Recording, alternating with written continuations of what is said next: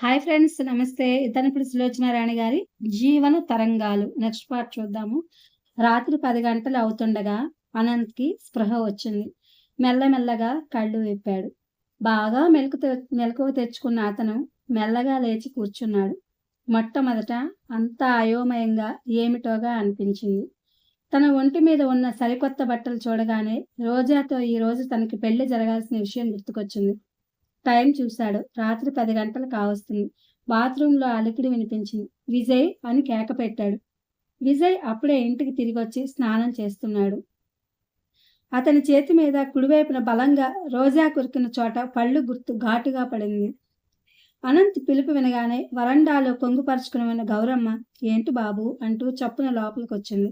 గౌరమ్మ, నేనెంతసేపటి నుంచి ఇలా ఉన్నాను? చిన్నపిల్లాడిలా అడిగాడు. పొద్దుట్నుంచి బాబు. పొద్దుట్నుంచా? అనంత్ ముఖం వివర్ణమైంది. అతనికి మతిపోయినట్టుగా ఉంది. స్నానం ముగించుకుని బాత్రూంలోంచి అప్పుడే బయటకొచ్చిన విజయ్ మంచం మీద లేచి కూర్చున్న తమ్ముడిని చూడగానే నోటితో చిన్నగా తమాషాగా ఈల వేశాడు. విజయ్, నాకేమైంది? ఏడుపొచ్చినంత పని అవగా అడిగాడు. స్పృహ తప్పింది. ఒళ్ళు తెలియకుండా నిద్రపోయావు. సరాసరి అద్దం దగ్గరకు వెళ్ళి తలదూవుకుంటూ అన్నాడు. అక్కడ నుంచి అనంత్ ప్రతిబింబం స్పష్టంగా కనిపిస్తోంది. Oh my God! అనంత్ 2 చేతులతో తల పట్టుకున్నాడు. ఏమైంది? విజయ్, రోజాకి ఇవాళ వస్తానని మాట ఇచ్చాను భగవాన్. విజయ్ క్షణంసేపు మాట్లాడలేదు. పరిస్థితి తేలికగా హాస్యంగా మార్చేయాలని చూస్తున్నట్టుగా నవ్వులాటగా అన్నాడు. పర్వాలేదు, దిగులు పడకు. నీకు సుస్థి చేసి రాలేకపోయావని నేను వెళ్ళి చెప్పి వచ్చానులే. నువ్వా? అవును. అనంత్ తేలిక పడ్డట్టుగా చూశాడు. అంతలోకే అనుమానం వచ్చింది. నిటారుగా కూర్చుంటూ అడిగాడు. నువ్వా? రోజా నీకెక్కడ కనిపించింది? ఇంకెక్కడ? రిజిస్టర్ ఆఫీస్లో. విజయ్, అనంత్ ఆకాశం మీద నుంచి క్రింద పడ్డట్టుగా చూశాడు. నీకు తెలుసా? ఎలా తెలిసింది? తెలుసుకోవాలంటే ఏదైనా తెలుస్తుంది. అనంత్ ముఖంలో గబగబా రంగులు మారాయి. మెరుపుల అసలు విషయమేదో చప్పున గ్రహించిన వాడిలా చటుక్కున లేచి నిలబడుతూ అలా చెప్పు, నీకు ముందే తెలుసన్నమాట అన్నాడు. తెలుసు. నువ్వు నీ రోజా కలిసి లాయర్ గారి దగ్గరికి వెళ్ళిన రోజునే ఊహించాను. నువ్వు నిన్న షరాబు దగ్గర 5 రూపాయల వడ్డీకి 500 రూపాయలు డబ్బు తీసుకున్న వెంటనే అతను నాకు ఫోన్ చేశాడు. ఆఫ్కోర్స్ నా టైపిస్టు నిన్ను నీడలా వెంటాడుతూనే ఉన్నాడు. అనంత్ విముఢుడైనట్టు చూశాడు. అతని కళ్ళు ఆల్చిప్పల్లాయనాయి. చేతులు గుప్పెళ్లుగా మరి బిగుసుకున్నాయి. విజయ్కి తెలుసు, అంతా తెలుసు. రోజాని తను ఈరోజు పెళ్లి చేసుకోబోతున్నానని విజయ్కి ముందే తెలిసింది. అందుకే ఎంతో ఆరోగ్యంగా, ఎప్పుడూ కనీసం తలనొప్పి అయినా ఎరగని తనకి హఠాత్తుగా అంత సుస్థి చేసింది. దాదాపు రోజంతా స్పృహ తప్పి పడి ఉన్నాడు. ఇది కేవలం విజయ్ చతురతతో పన్నిన పన్నాగం. ఈ పెళ్లి ఆపడానికి చేసిన ఉపాయం.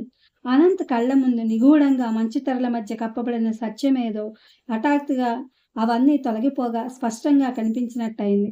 ఎన్నడూ లేనిది అనంత్కి వెర్రి కోపం వచ్చింది. చెప్పలేనంత పిచ్చి ఆవేశం వచ్చింది. ఎదురుగా స్టూల్ మీద విజయ్ కోసం గౌరమ్మ తెచ్చిపెట్టిన ఓవల్టిన్ గ్లాస్ని సాధ్యమైనంత విసురుగా బలంగా కాలుతో తన్నేశాడు. కళ్ళు బిగబెట్టి విజయ్ వైపు చూశాడు. తలదువ్వుకుంటున్న విజయ్ క్షణంసేపు వెనక్కి తిరిగాడు. అనంత్ ముఖ కవళికలు పరిశీలించాడు. ఓపిక నశించిపోయిన వాడిలా కటువుగా అన్నాడు. శృతి మించిన ప్రవర్తించావంటే జాగ్రత్త. మెంటల్ హాస్పిటల్కి ఫోన్ చేసి అంబులెన్స్ పంపించమంటాను. నువ్వు రాక్షసుడివి, కర్కోటకుడివి, ఎంతైనా చేయగలవు. అవును, ఆ అమ్మాయికి నీకు పెళ్లి తప్పించడానికి నేనెంతైనా చేయగలను. విజయ్ ఆ మాటలు అనేటప్పుడు అతని ముఖం మీద జుగుప్స, కంపరం, కోపం పోటీపడి తొంగి చూసినాయి. అనంత్ విజయ్ వైపు 2 అడుగులు వేసి ఎర్రబడిన ముఖంతో అడిగాడు. నిజం చెప్పు, రోజాని ఏమన్నావు? మళ్ళీ ఏమి ఇబ్బంది పెట్టి వచ్చావు? ఏమి అవమానం చేశావు నువ్వు? క్షణంసేపు అనంత్ ముఖంలోకి తదేకంగా చూసిన విజయ్ ఒక్క చిన్న భుజాల కుదింపుతో తనను తాను సరిచేసుకుంటూ, నువ్వే ఆ అమ్మాయిని అడుగు అన్నాడు నిర్లక్ష్యంగా. సరే, ఆ అమ్మాయి నోటి నుంచి నీ మూలంగా తనకేదైనా అవమానం జరిగిందని విన్న క్షణంలో నీకు నేను తమ్ముణ్ణి కాదు, నాకు నువ్వు అన్నది కాదు. ఆ అవమానం ఎంత చిన్నదైనా సరే మనిద్దరికీ రామ్ రామ్.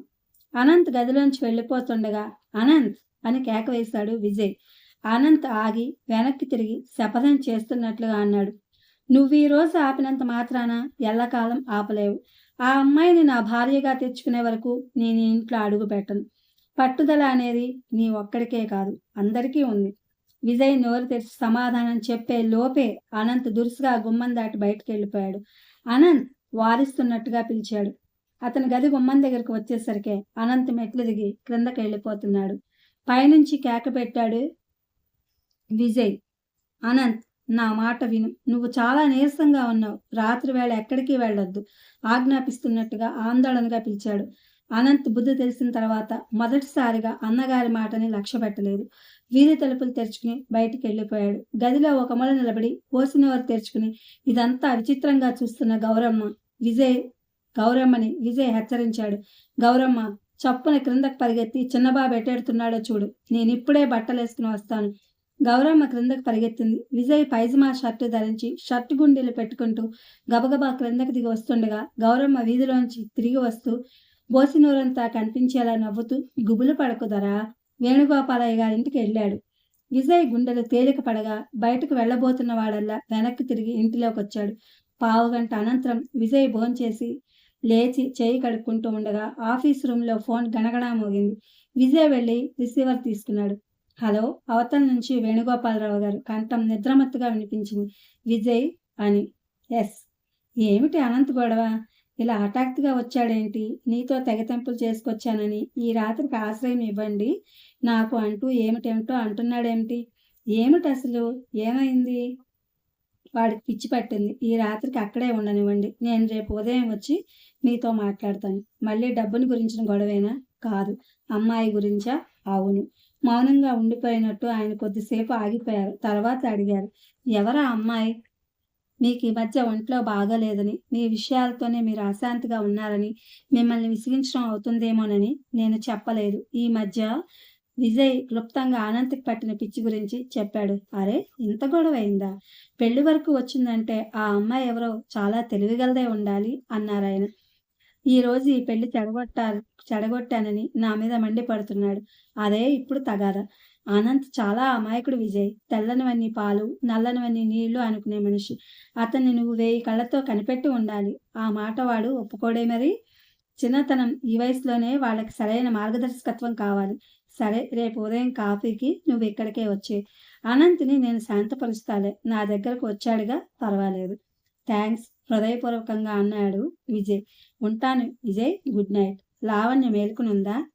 ఏం? అనంత్ భోజనం చేస్తానంటే సరే, లేకపోతే లావణ్యతో చెప్పి ఒక గ్లాస్ వేడివేడి పాలు గాని హార్లిక్స్ గాని ఇమ్మని చెప్పండి. వాడి పొద్దుటి నుంచి ఏమీ తినలేదు.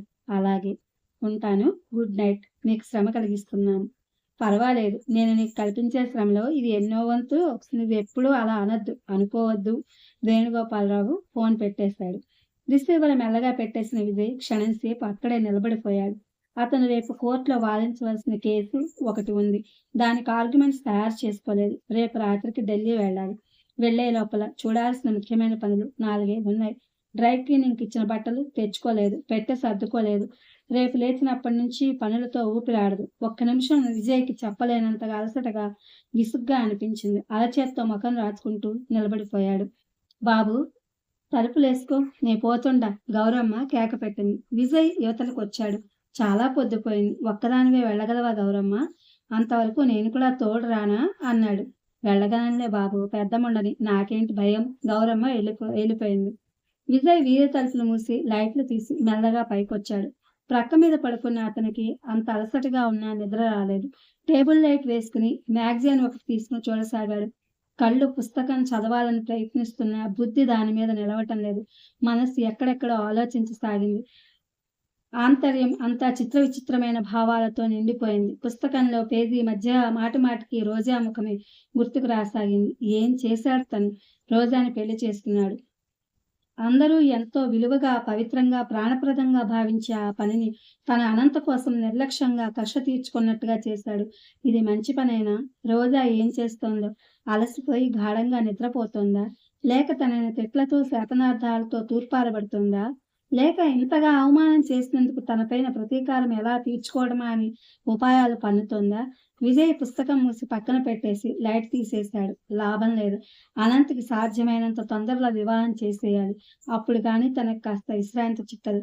నిదానించి తన భవిష్యత్తు వైపు చూసుకునేందుకు సమయం లభించదు. విజయ్ ప్రక్కకు తిరిగి పడుకున్నాడు. అతని కళ్ళు క్రమంగా మూతలు పడగా గాఢ సుషుప్తిలోకి జారిపోయాడు. ఇది ఫ్రెండ్స్. 'ఎద్దనపూడి సులోచనారాణి' గారి జీవన తరంగాలు. Thank you for watching.